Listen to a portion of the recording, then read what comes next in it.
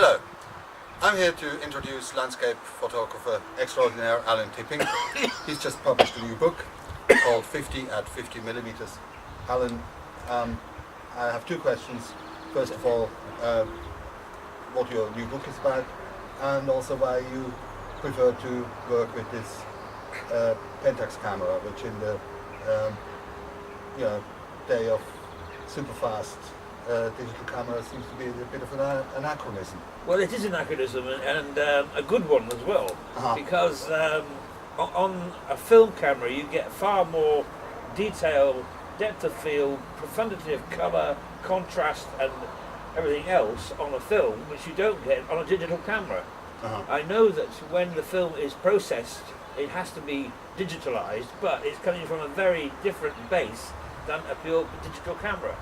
It's coming from a film base which is far more pure, far more clear, and as I say, it gives you a different depth of field and different feeling of contrast and colour, and is far better. Now, that's the reason I use the camera. I also happen to love the camera because over the years I've formed a love affair with it.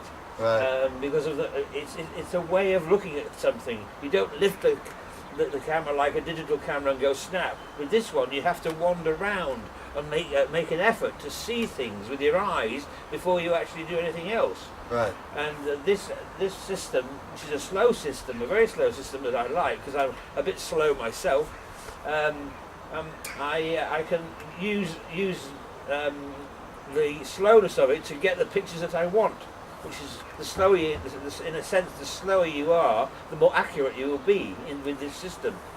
Because I'm also using a very slow film. Okay, so it's two things. It's not just a technology; it's also a philosophy. Absolutely, yes. It's a way of being, a way of seeing, and a way of being at the same time. And feeling. So and feeling. Oh yeah. So that's You've got to feel good when you're doing something. Right. So that's where your brand name Feeling Eye comes from. That's right. Exactly. Well spotted. Yes. Well spotted. Yeah. And this and this book. Right. Yes. The book. Alan's new book. The new book concentrates on the detail of basically the foreshore, the beaches, the estuaries, and the rivers of South and North Devon, with a concentration on the south, and also indulging in the beauty of the northern coastline of Devon as well. Accompanying the photographs are my personal thoughts and feelings on the society we live in today. Right. So this book concentrates on Devon. Yes. As opposed to your previous book, which was called The Adventures of a Bipolar Explorer. Yeah. Which were, as I understand, pictures from all... Raptures of a Bipolar Oh, Explorer. Raptures of a Bipolar Explorer. Adventures. Which were... Yeah. Sorry. Which were pictures from all over the world. That's right, yes, that's right. Yeah. So this concentrates on Devon, yeah. You know what always has struck me about your pictures? Are they really paintings? Well, they could well be paintings, yeah. At least that's the impression They're I get. painterly, yeah, because that's where I come from, basically. I come from a painterly... my personal preference is pen and ink and detail drawing. Right. But it comes from basically a painterly view of the world. Mm-hmm, mm-hmm. And what always amazes me is your eye for detail. As every great photographer, you see things that I would just walk past without noticing. Yeah. Let's take these rocks they're probably on the beach somewhere. In North Devon, yeah. In North Devon. Yeah. Of course, you walk past. If you walk along the beaches, you probably walk past a scene like this. Right. Without realising what it is. A dozen times or 100 times, and I wouldn't see it. Yeah, that's right. You see it. That's right. So wonderful. This is amazing. This is probably one of my favorite pictures. You will see in the slideshow that follows this introduction video, you will see detailed shots of these. Okay. How did this particular one come about? Well, this is just a part of a very, very large rock in a field where cows were grazing up the Lussley Valley, and I was driving along there one afternoon, and I just it was in the rear view mirror of the car that I saw that for the first time. Right. I couldn't believe what I was seeing, and then I got out of the car. It is a face. Yeah, it is absolutely. It's one of these sort of ancient faces. Cave dweller's face. A cave dweller's face in the landscape yeah. that's been there probably for thousands of years. Years, absolutely. And until Alan came along and discovered the gentleman. And here he is. Here he is. Yeah. Right.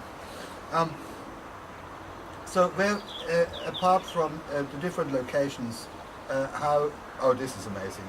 Look at this. Where was this?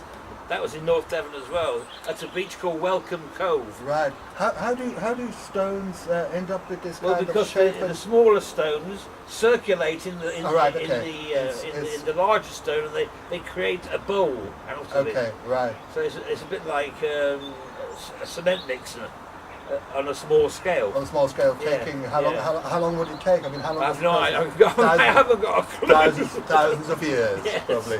Ages. Just to get a natural B-day. It's a natural B-day. Right. Really. So now with your new book, how would you put? Here is another amazing face. This is.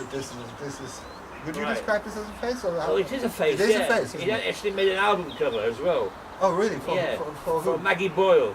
Maggie Boyle? Yeah, Irish folk singer. All right, okay. Yeah. All right, so apart from Alun Tipping, please look out for Maggie Boyle as well. Right. And Alan's album cover. Right. Alan, how would you characterize the two books that you have published so far? I mean, is there a different approach? Characterize. What's the difference between simply put?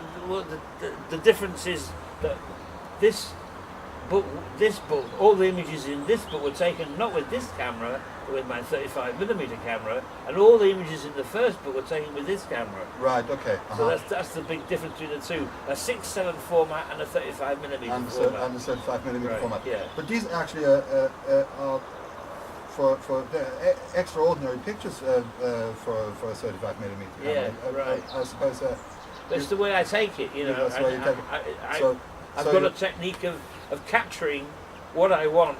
Yeah. And fortunately, the nature of it all gives it back to me, because I'm trying so hard to get it right. It's helping me get it right too. So there's a two-way process between nature giving to me and me taking from nature. Yeah. Because it has to be a balanced thing together.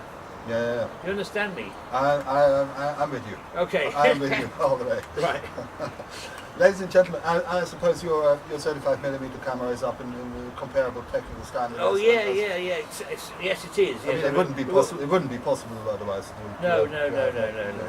No, but you've got to know what you're doing in order to get some result. As in anything in life, if you know what you're doing, you have a good chance of doing it. If you're just playing about with it, like so many people do with their digital cameras, they just play about with things. They never finish it. They never get through to the end of the process. Yeah.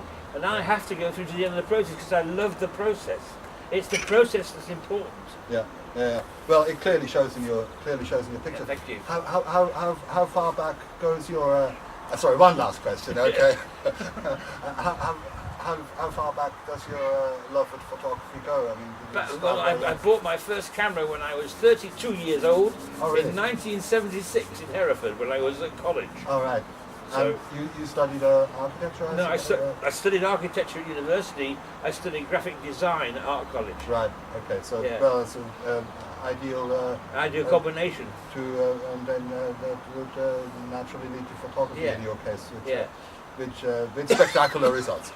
So, ladies and gentlemen, here is Alan's new book, and now please enjoy the slideshow, which comprises of images taken from Alan's new book, 50 at 50mm. Nice one.